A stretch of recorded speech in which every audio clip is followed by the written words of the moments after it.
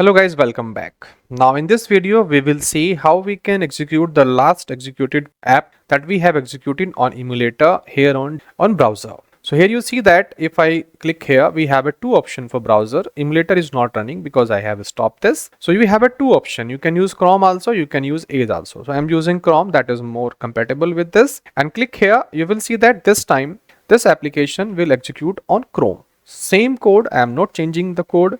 Same code written in Dart programming language in under Flutter. The same code it executing on Chrome. Remember that without changing a single line of code.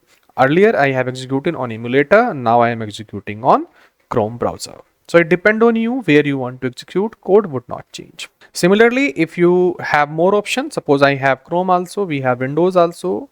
If you are using Linux, you will have a Linux here. If you will have a iOS or Mac PC, then you have a iOS option also, or other option may be available as per the platform available on which you are executing this Android Studio.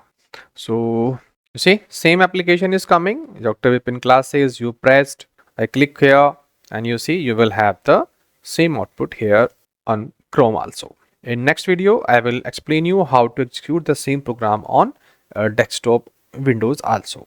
That's all here. Thank you for watching this.